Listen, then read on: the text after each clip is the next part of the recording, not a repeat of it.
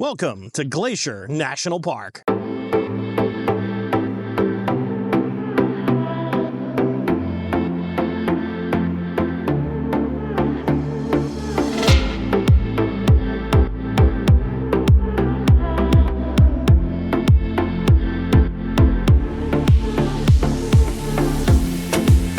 Alrighty, fellow travelers, welcome back to Adventures of a Traveling Don, and today we're continuing our journey to Alaska, and in this particular video, we are here at Glacier National Park in northern Montana.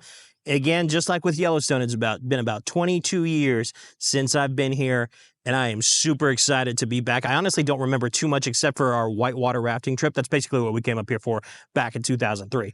But anyway, super excited. Let's hit it up and really enjoy this great national park here at Glacier National Park in Montana.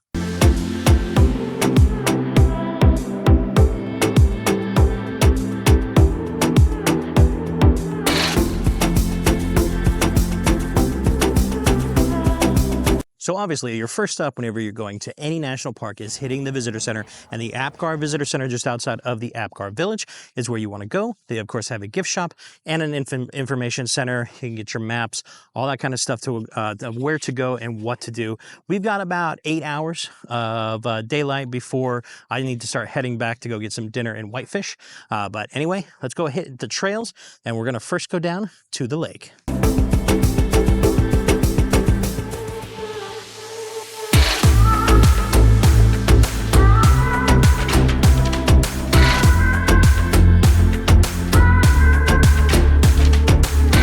So your first stop when you're touring around Glacier National Park is to come down here to the Apgar Village, which if you need, it's got cafe, food. There's even inns and motels to stay at if you need it, if you want to stay here in the park. But the main thing is to come down here to the south end of Lake McDonald. And if you just look behind me, it's just absolutely glorious. You basically have the lake that runs all the way up towards the mountains in the background. And it's just... this is one of the most scenic pictures I think I've ever seen. It's just, I mean, from what the guy told me at the information center, there's so much more. But this is just, I mean, you talk about this as your start. And even if you were to basically like stay here, think of like staying at one of those inns and then you just walk out and this is your first view of the day while you're having your coffee. It's like very impressive. Oh, and it's starting to rain too. So let's continue on.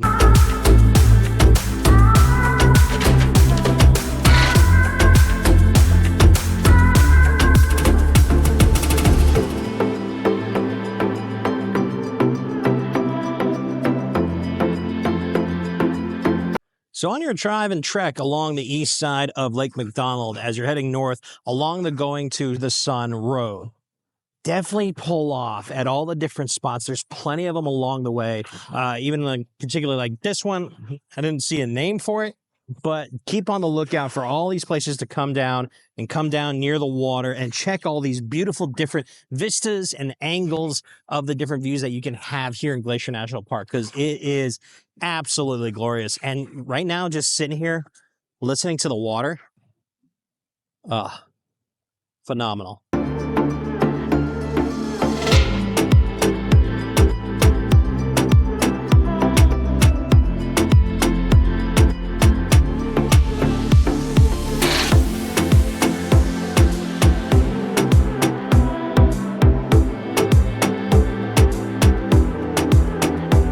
So on your way up, definitely check out McDonald Falls and stop by. But remember when I told you in Yellowstone to keep your eyes open? Right behind me, look at that.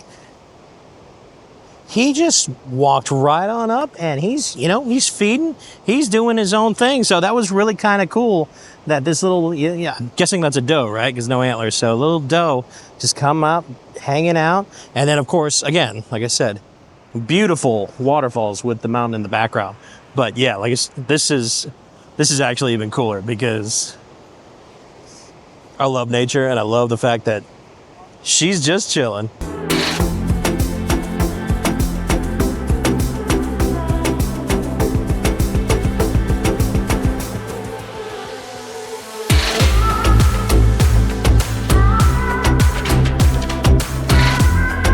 And I'm going to keep iterating this throughout the entire video.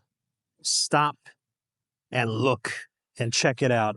Between this next set of falls that I just went to just that view, because if you're driving around this side going north, you don't see this. You stop, you turn around, right there. Absolutely amazing.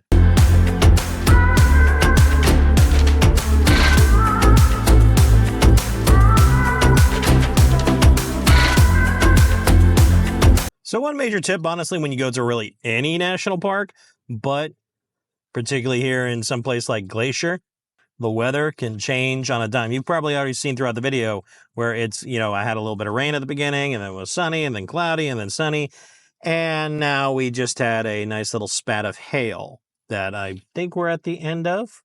But yeah, definitely can change on a dime up here.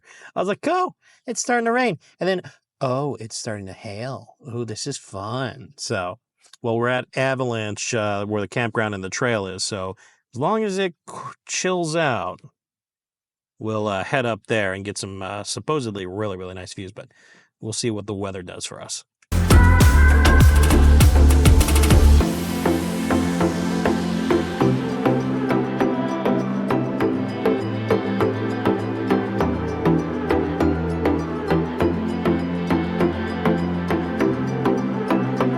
So we've now made it to the Avalanche Lake trailhead, and this is basically at the end of the Trail of Cedars.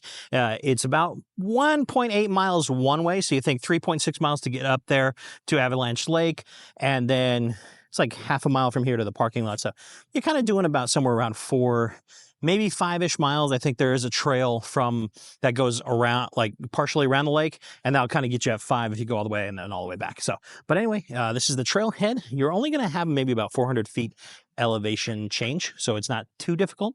Remember, this though is a frequent bear area. I think with the amount of people that kind of come through here during the daytime, it's usually not too big of an issue, but always be prepared and always kind of stay in a pack if you can. And just remember, the big thing and rule of thumb, when you're trying to get away from a bear, always be faster than the slowest person. No, I mean, really actually go and look at some of the videos that you see on YouTube about how to deal with bears when you're traveling and you're in places like this. But with the amount of people going on right now, I don't think they'll be out. It shouldn't be too much of an issue.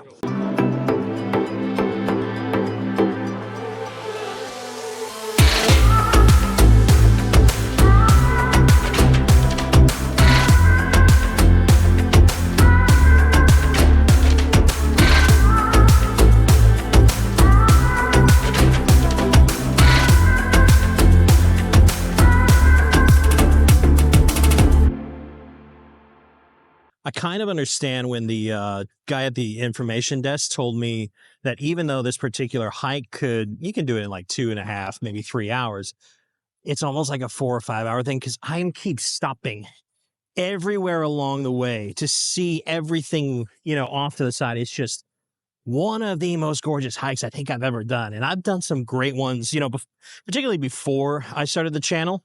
I get you guys have all seen all the Acadia stuff, but you know, when I was younger growing up and I go visit my dad, you know, we'd go, he lived in Utah. So all the hikes we'd go up in that area, yeah, just so many beautiful places.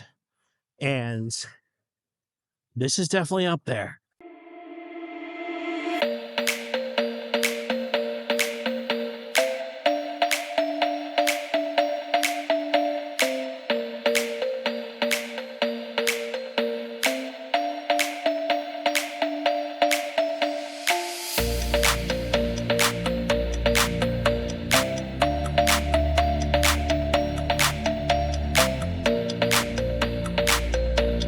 So we've officially made it to Avalanche Lake, and I can tell you right now, from the views behind me, this is absolutely gorgeous. I mean, this lake is just phenomenal. This is one of the most beautiful places I think I've ever seen personally, and that's saying something, because I've been to a lot of gorgeous spots, New Zealand, other parts of Montana, Colorado, you know, Acadia National Park, you name it. I've been to Hawaii when I was a kid. It's many places in Europe, you know, Dolomites, things like that. This this definitely is up there. I mean, this is phenomenal. And like I said, from the trailhead, it's about 1.8 mile hike one way. So you're looking at about 3.6 total. And then you add on any extras. Now that's just to get that 1.8 is to get to the lake head. Of course, you can go to on the right side. You can kind of go around the lake almost halfway, just a little bit shy of that. There are a couple of pull-out beaches like the one that I'm on right now behind me, where you can come out and really get these epic views. Stay on the trail, obviously, with anything. You don't want to, number one, disrupt the wildlife, the natural green. And then, of course, places like this, you get off the trail, you're going to potentially run into trouble. There are, I could go all the way further up to the end of the trail, but one of the rangers was coming by and said, kind of stick past, no further than maybe the second beach if I wanted to, just because there is a mama bear at the head of the lake with a cub that they spotted. And obviously, when you got the cub, don't mess with the mama bear because basically you end up dinner. So, but I will say, this is a gorgeous spot. Avalanche Lake, definitely worth the hike. And it's not too strenuous. You're only getting about maybe 400 to 500 feet elevation added on, but worth it. And absolutely, say it with me, fantastic.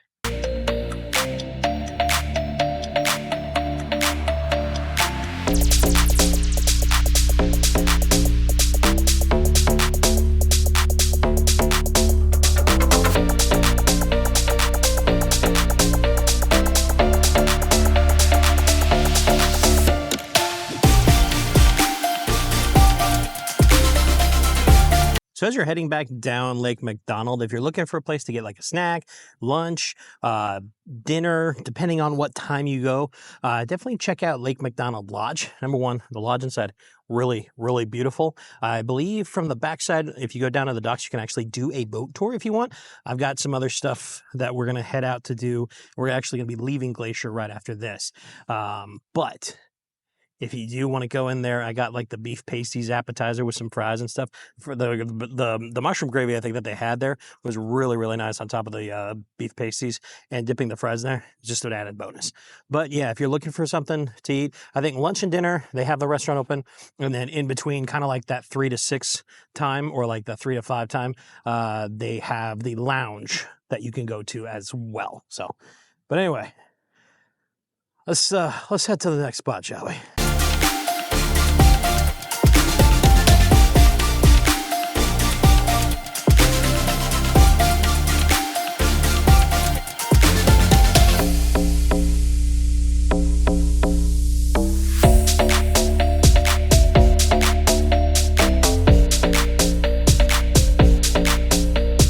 So I can definitely tell you guys that that was probably my first big hike in a while. A little bit out of shape, but this last kind of month, I've slowly been getting back into shape, particularly with all the stuff we've been doing. So just kind of getting myself ready for when I do get to Alaska, because I got a lot to show you guys once we get up there.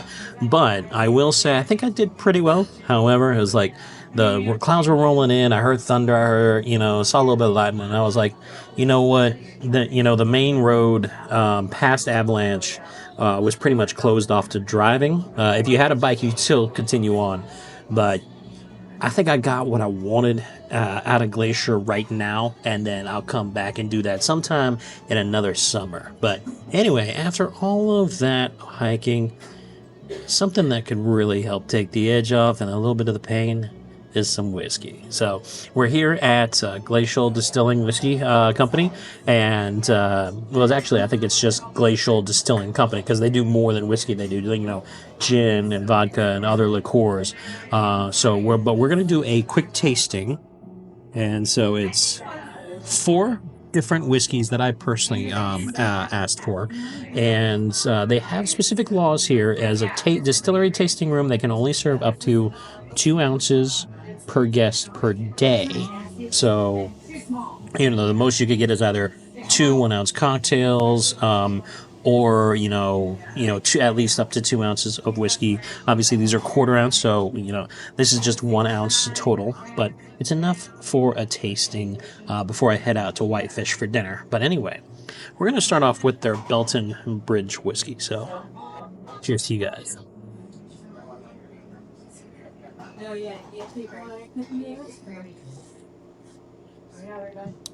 Ooh.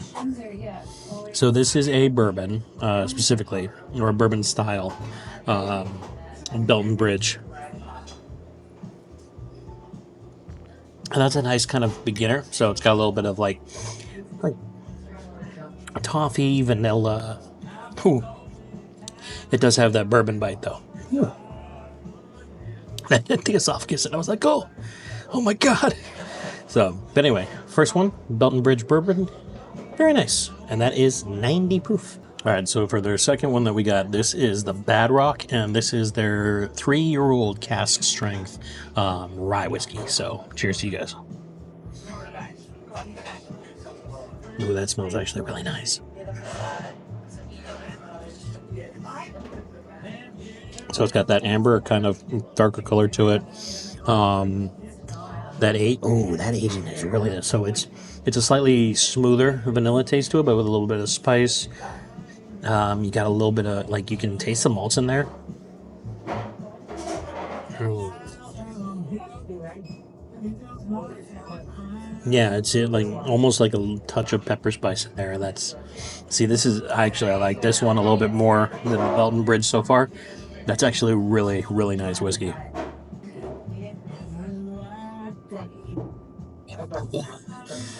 Good stuff. All right, so the third one on our tasting is their Bear Proof Huckleberry Whiskey. So it is a single malt barrel-aged whiskey where they add in, I'm not sure what step, because there's about 7 steps to whiskey distilling, but they add in actual hand-picked, the juice from hand-picked huckleberries, which of course is basically the Montana berry and fruit. So cheers to you guys.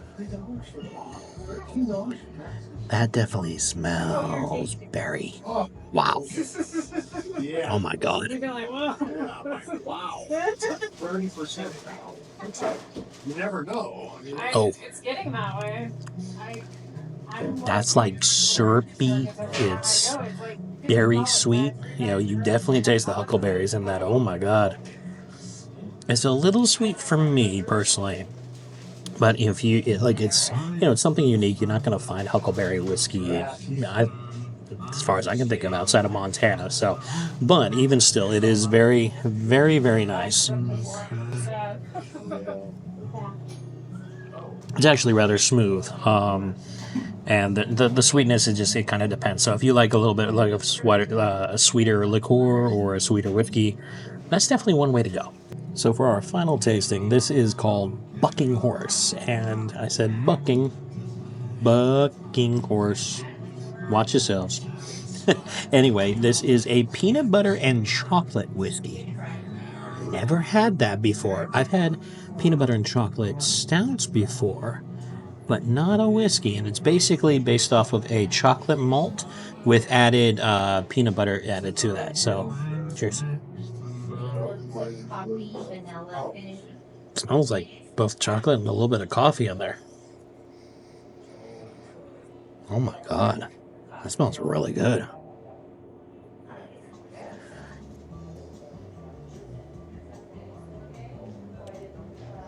Okay, that's a whiskey peanut butter cup. That is basically a liquefied form, 70 proof peanut butter cup. That's dangerous. Because that's I love peanut butter cups. I love chocolate. I love peanut butter. And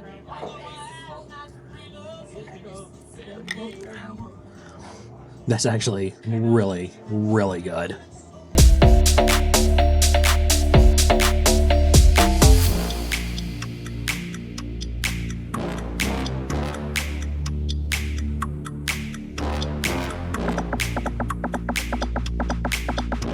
So I'm going to ask you guys just a quick question. Which one of y'all decided not to tell me that I had my shirt on backwards when I was at the whiskey distillery? Sorry, I realized that like once I was done with the whole presentation over there, and then I like looked down, I was adjusting, I was like, my shirt's on inside out. It's been a long day. Anyway, cheers to you guys.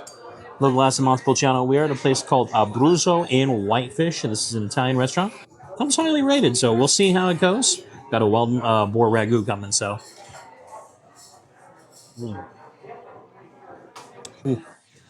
Very good multiple channel. So the Wild Boar Ragu has just arrived, and it's basically pappardelle pasta with a little bit of basically red wine, wild boar, soprito, I think pecorino cheese, and rosemary in there. And looks absolutely delicious. So we're gonna go ahead and try this. Got a little boar on the front end there. And then of course the pasta with the rosemary.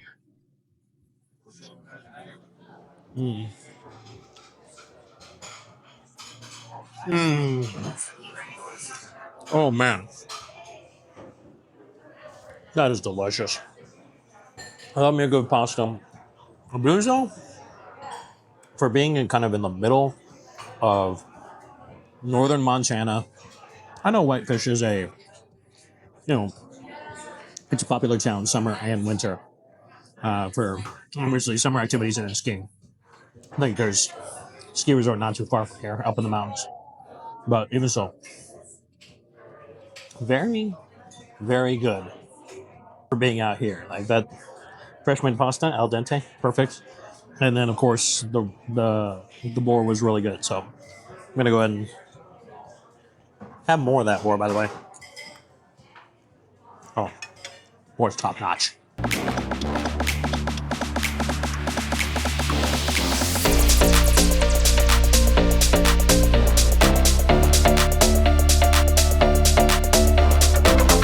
I already traveled down, so that's going to be the end of this particular video to Glacier National Park and, of course, the town of Whitefish for dinner. I figured we'd finish it off with one more view here at Whitefish Lake. Looks absolutely gorgeous. I mean, just look at it. Surrounded by mountains on all sides. I think somewhere around there in the back there is a ski resort up there during the winter time. But yeah, it's a cute little town. It's got a beautiful lake here. And now I'm going to head back to Kalispell, get some rest, go soak my feet in that hot tub after that hiking and get ready to head up into Canada. But I hope you guys enjoyed this particular video. I know it wasn't as, in depth into the national park as the Yellowstone one was, but part of it is the fact that a good portion of that road, that going to the Sun Road, of course, was closed right now. It's still not open up for the season, which I'm shooting this, the week before Memorial Day weekend. So I was a little bit early, but by the time this video comes out for you guys, it'll be right in the middle of summer, and you guys will have to send me your own pictures and videos because I'm really jealous and I want to see that. So, but anyway, guys, I hope you liked the video. Give it a big old thumbs up if you did. And of course, subscribe to the channel if you haven't already. Hit that notification bell so you know that any new content comes out. And of course, if you want to continue to support the channel, I do have a Patreon page and a Buy Me a Coffee account, and I do very much appreciate all the support from all of my supporters. Thank you so much, guys, and I'll see you guys in Canada. Bye.